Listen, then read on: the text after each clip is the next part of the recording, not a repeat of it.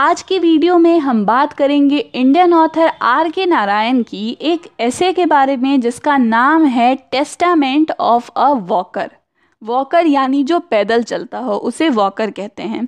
अब उस ऐसे आदमी को क्या कुछ फील होता है और किस तरह से वो गाड़ियों में यात्रा करने को पैदल चलने से कंपेयर करता है, इसे यहाँ पर R.K. नारायण ने बताया है। उन्होंने बताया है कि गाड़ियाँ किस तरह हमारे लिए यूज़फुल हैं, हमें जल्दी एक जगह से दूसरी जगह पहुँचा देती हैं, लेकिन एक तरह की प्रॉब्लम्स भी बन गई हैं ये। और साथ ही क्या है, ये उन्हें सूट नहीं कर रहा है। हर किसी को गाड़ियाँ सूट नहीं करती हैं, तो वैसा ही हाल है R.K. नारायण जी का। उन्हें ये गाड़ियाँ सूट नहीं करती हैं और वो कहते हैं कि गाड़ियों में सफ़र करने से अच्छा है कि वो पैदल सफ़र करेंगे। Friends, R.K. नारायण का पूरा नाम था रासीपुरम कृष्णस्वामी अय्यर नारायण स्वामी। उनका जन्म हुआ था 10 अक्टूबर 1906 में और उनकी डेथ हुई थी 13 मई 2001 में। साथ ही वो फेमस हैं अपने स्मॉल फिक्शनल टाउन के लिए। मालगुडी नाम की एक शहर का उन्होंने खोज किया था और बहुत सारी अवार्ड्स मिली है उन्हें, जैसे पद्म विभूषण, साहित्य अकेडमी अवार्ड, बेंसन मेडल। और उनकी फेमस वर्क्स में Swami and friends, the guide, the man eater of Malgudi, reluctant guru, ये सभी शामिल हैं। तो चलिए फ्रेंड्स, अब आगे बढ़ते हैं। इस ऐसे की शुरुआत होती है और R.K. नारायण कहते हैं कि मुझे गाड़ी की जो फाइन क्वालिटीज़ होती हैं उसके बारे में कोई आइडिया ना है और ना ही मुझे इसमें कोई इंटरेस्ट है कि एक गाड़ी में क्या क्या फ़ाइन क्वालिटीज़ होती हैं। मुझे बस इतना पता है कि एक गाड़ी होती है, आप उसको ड्राइव करो और एक जगह से दूसरी जगह जाओ। उसमें क्या लग्जरीज़ हैं कि उसकी सीट बड़ी सॉफ्ट है, या उसमें एक AC है, या आप उसमें गाने बजा सकते हैं, उसमें कैलकुलेटर है। इस तरह की चीज़ों का मेरे लिए कोई यूज़ नहीं है एक कार में। वो कहते हैं कि इतने सारे ये जो बटन हैं, स्विच हैं, गैजेट हैं, ये तो मुझे बिल्कुल समझ में ही नहीं आते। मैंने बिना वजह एक इम्पोर्टेड कार ख़रीद ली जो कि देखने में तो भाई बहुत ज़्यादा सुंदर है, बहुत फ्लैशी है, सोफिस्टिकेटेड है, लेकिन अब मैं इसका क्या करूं मुझे ये समझ में नहीं आ रहा। मुझे एक सीधी साधी कार चाहिए थी, पर मैंने बहुत ही ज़्यादा महंगी गाड़ी ख़रीद ली है। आगे वो बताते हैं कि इस गाड़ी का जो एयर कंडीशनर है मेरा, वो तो मैंने कभी यूज़ ही नहीं किया। मैंने पिछले 10 सालों में अपने एयर कंडीशनर को मुश्किल से सिर्फ आधे घंटे के लिए चलाया है। 10 साल में आधे घंटे के लिए, यानी एक साल में कहूँ तो 3 मिनट के लिए चलाया गया है। और इसका आदत है, इसका कारण बताते हैं वो कि अगर हम गाड़ी में AC ऑन करेंगे तो उसके लिए हमें गाड़ी की खिड़कियों को बंद रखना पड़ता है, तभी AC जो है वो काम करती है।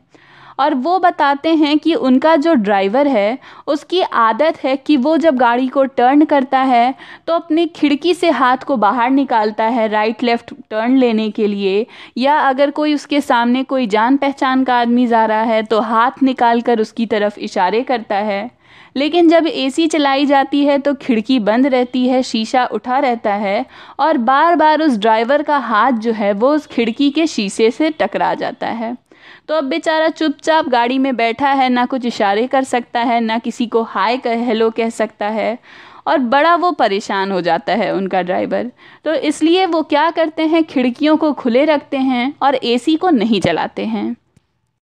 आगे ऑथर कहते हैं कि भाई मेरे ड्राइवर को तो गाड़ी चलानी आती भी है, लेकिन मुझे तो गाड़ी चलानी ही नहीं आती है और मैंने कभी इसे सीखा भी नहीं और मुझे इस बात का कोई रिग्रेट भी नहीं है, कोई दुख नहीं है मुझे कि मुझे गाड़ी चलानी नहीं आती।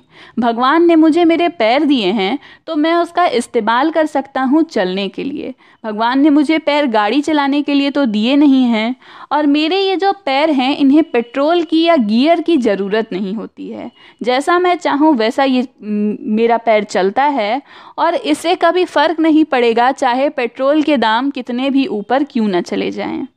वो कहते हैं यहाँ पर R.K. नारायण जी कि एक समय ऐसा आएगा जब आपको 1 किलोमीटर दूर जाने के लिए 1000 रुपये देने पड़ेंगे, और तब क्या होगा, तब लोगों को पता चलेगा कि पैदल चलना कितना ज़रूरी है।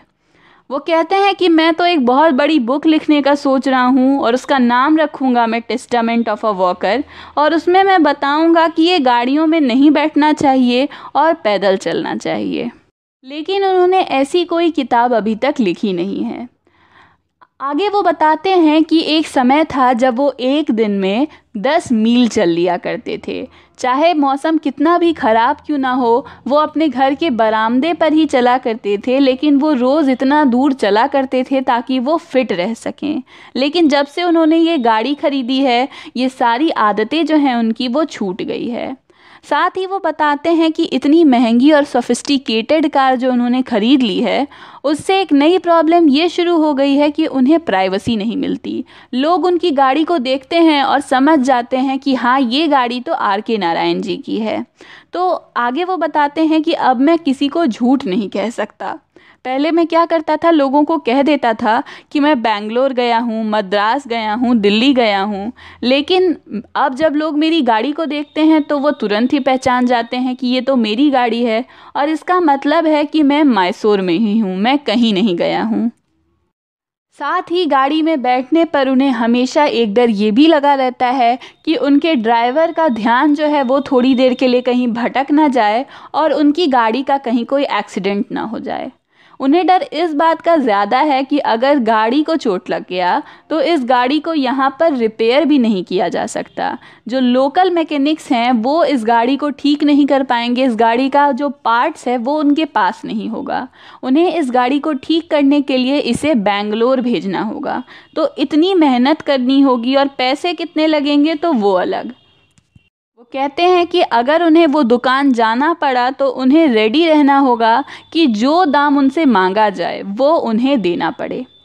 साथ ही वो अपना एक इंसिडेंट बताते हैं कि एक दिन उनकी गाड़ी जो थी वो हॉस्पिटल के आगे खड़ी थी और दो साइकिलिस्ट जो थे, जो साइकिल चला रहे थे, वो उनकी गाड़ी से टकरा गए और उनकी गाड़ी का जो पार्किंग लाइट होता है बाएं तरफ का, उसे तोड़ दिया। अब ये जो R.K. नारायण जी हैं, ये अपनी गाड़ी को ले करके गए उस बड़े दुकान में। अब वहाँ जो मैकेनिक था उसने कहा कि हाँ, मैं इसे बदल दूंगा, लेकिन 2,000 रुपये लगेंगे और थोड़ी मेहनत लगेगी, लेकिन आप गाड़ी यहाँ छोड़ दीजिए, मैं ठीक कर दूंगा।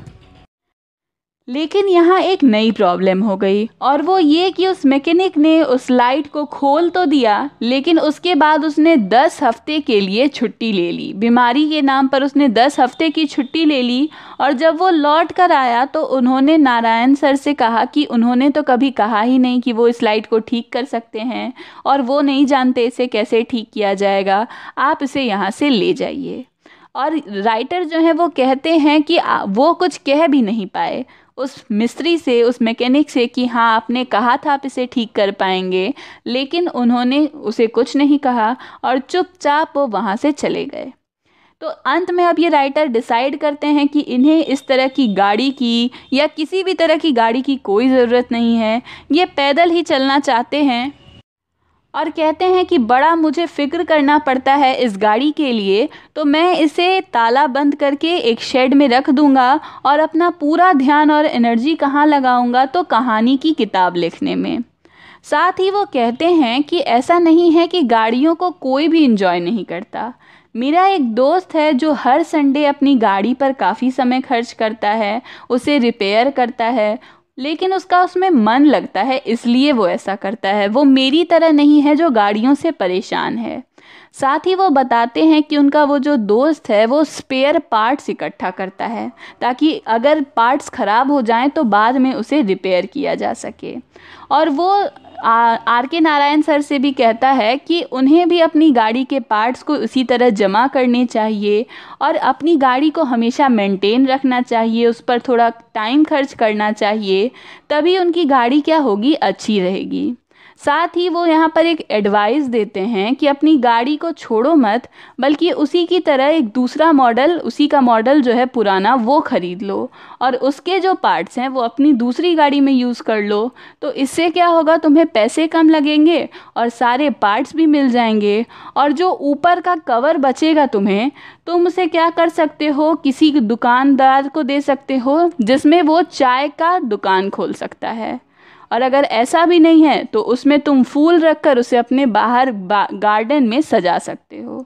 इस तरह के वर्क्स करने की आइडिया दे रहा है। लेकिन आर के नारायण जी कहते हैं कि मेरे पास ना इतना समय है, ना मेरे पास इतनी अकल है।